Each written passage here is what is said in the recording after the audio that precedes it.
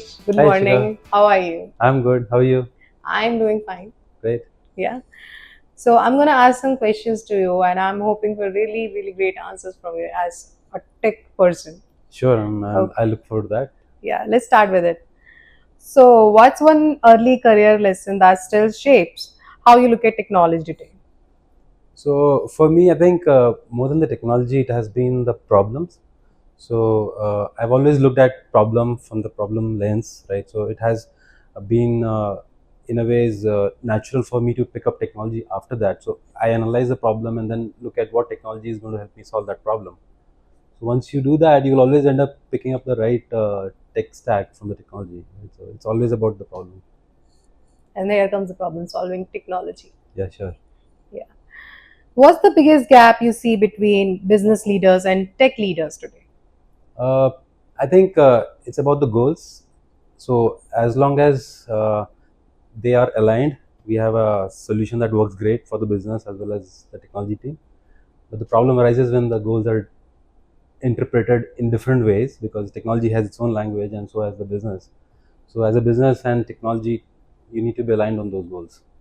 So, Satish, how do you ensure technology investments actually translate into business value? So values are basically can be appreciated if they can be quantified, right, in terms of metrics and objectives, and that can be tied directly to the goals. So the answer to my previous question, your previous question was around goals, right? So once you Yeah. have the goals identified, you can always derive the metrics that tells you whether you have met those goals or not, right? Yes. So the goals for business could be in terms of metrics a little different than the metrics that you define for your technology team, right? But once you start from a goal from the business side, it will translate to a very beautifully defined objective for a technology team, and that is how you will get the value of your investment in the technology. Everything is interlinked. Yeah, it is absolutely. But if you look at it, I mean, it converges to the goal. So you start simple at the top goal, and then you drill down. Yeah, that's an amazing. I mean, that's really amazing. I would say. So, Satish, do you think every business today is becoming a tech business? If why not? Most of the businesses that we work with, I mean, I would probably say that a lot of them are tech-enabled businesses, and some of them are technology businesses, right? So, irrespective of what kind of business you are, I mean, you can always be enabled by technology, right? It could be a core, or it could be an enabler, right? So, and within the technology-enabled businesses, what I also see is that the clients are productizing a portion of their business uh, workflows or business operations using technology and pivoting to be a tech side of their own business. So yeah, so there's a blurred line between the two now. Yeah, I would say the AI is everywhere now. I think the tech-enabled business are using AI. The AI is the buzzword here. And my next question will be related to the AI and the tech here again. So, in the world of tech-enabled businesses, what are those automation tools that people really use? So there are many tools actually, but then few on top of my head are like Salesforce, Dynamics CRM, HubSpot, Zoho, so on. Okay, so let's ask some questions on the CRM Salesforce itself. Yep. So, how do you see Salesforce evolving in the age of AI? So Salesforce is a great platform, and the way I see uh, Salesforce as a platform going forward is that it will use a lot of configurations and things that you normally do using clicks and configurations on the platform being enabled using generative AI with all the data that they already have in the system, right? So it's a very good platform for them to extend that. So you'll probably see more automation on that where interacting with the platform itself to customize your workflows, it will become very simple, like talking to an agent, which is what agentic AI is all about. And also what might change is down the line the way we consume Salesforce in our day-to-day life, right? So I'm not too sure what those interfaces might look like, but then definitely the way we consume that interface could probably change, right? It could be something not we are not used to as of date. Yeah, so, Salesforce is like the Pandora's box without the bad things. Yeah, so I think uh, like every technology business, they're just figuring out their way around, right? But I think in a few years, a couple of years time, we would have formalized the way all this generative AI is fulfilling those actual business use cases. And when I say actual business use cases, it will also mean people using them, right? So those interfaces will become very sophisticated, or maybe very different to what you and I are actually used to seeing as of date. Okay, let's derive this question to a more a different direction. So, what are the most common mistakes you have seen in AI or Salesforce adoption?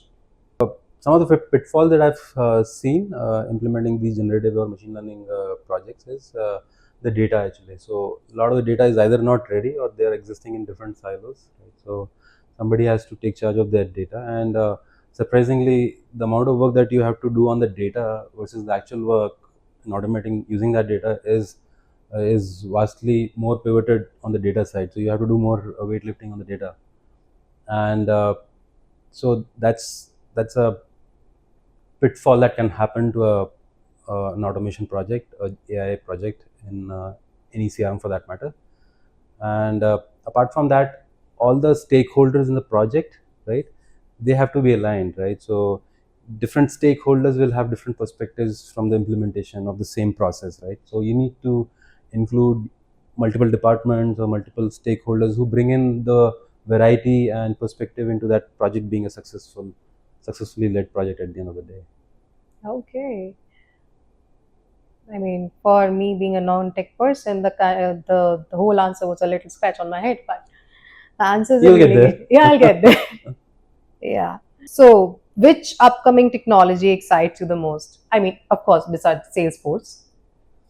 I think quantum computing is something that I think will have a very profound effect on what we do going to do actually, and it excites me because all the algorithms, the work that we have done, I mean, they have to be like relooked, rehashed, and completely like rethought of, to an extent that some of these algorithms could be rewritten in a way so that it can use the quantum computing platform effectively better, right?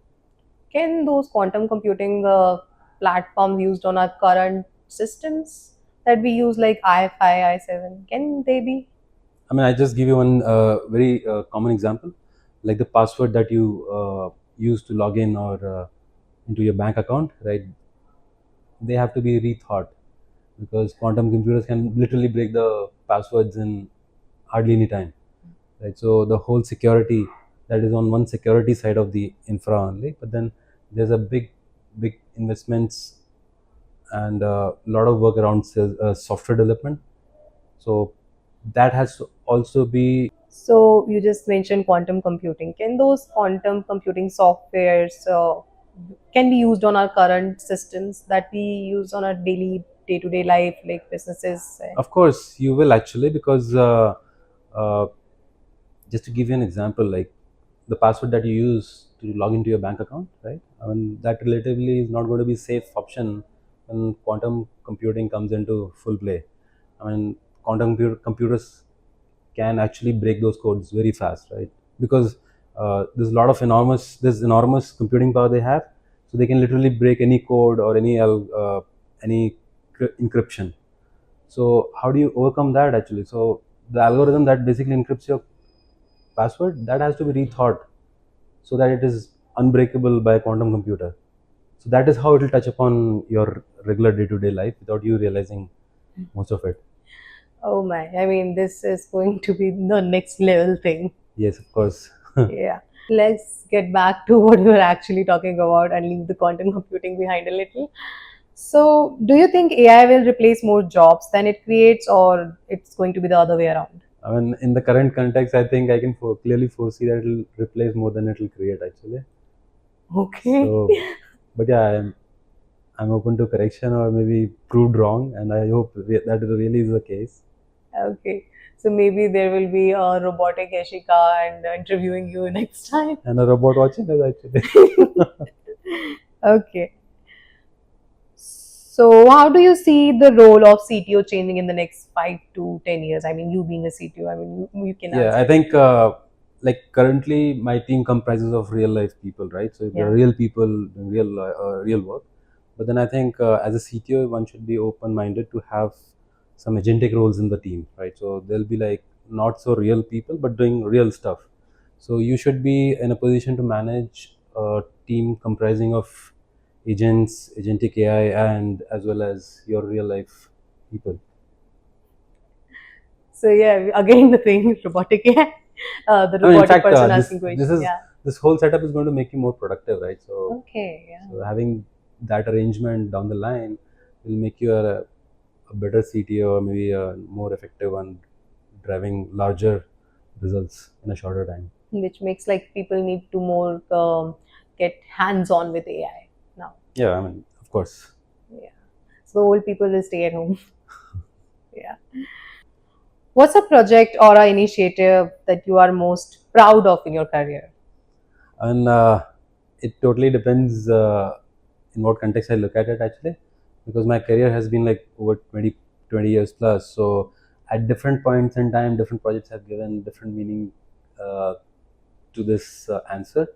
So a few years ago, if you were to ask me the same question, I probably would have said that we were working on a product called InstaMobile, and what it essentially does is that it enabled e-commerce retailers to have their own mobile commerce application within 2 weeks time. Like, you could probably have a Amazon like an app, right? And for your own business, right? So that was probably a very great project that we worked on. But then if you were to ask me that question in relation to the recent times, it's probably our work that we do for nonprofits. So we we've been blessed that way, that we have a sizable client of nonprofits for whom we are driving real meaningful work. And when I look at the work, when I meet these clients, I see how much of fulfillment that gives me, right? Because this is the work that actually is making a deep impact, I mean, on people who are at the receiving end of that technology implementation, right? So that is very fulfilling to see the happiness in the client's face.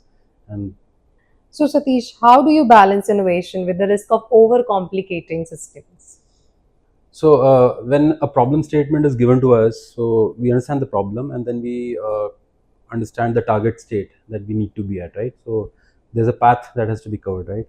Now depending on how quickly you want to get there, right, there could be some solution which is like fast, some which are slow cooking, right?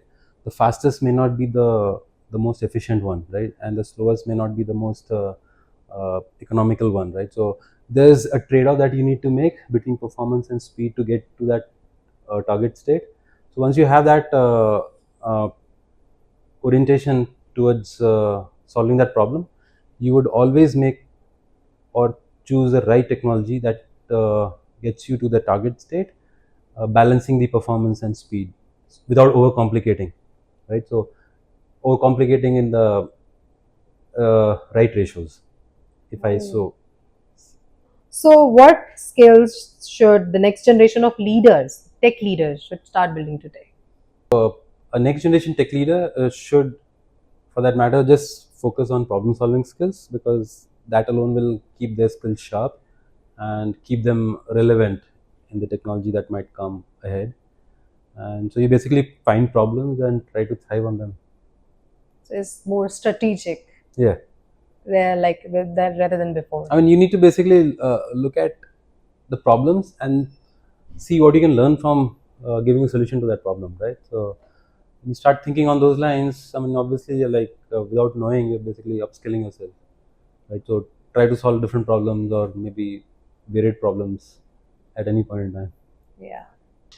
Finally, so Satish, what's one piece of advice you would give businesses that are just starting their digital transformation journey today? It's kind of very simple. I mean, if you listen to the customers' problems, so you will automatically know what to do, and transformation will come naturally to you. So it's about just listen and do then. Yeah, right.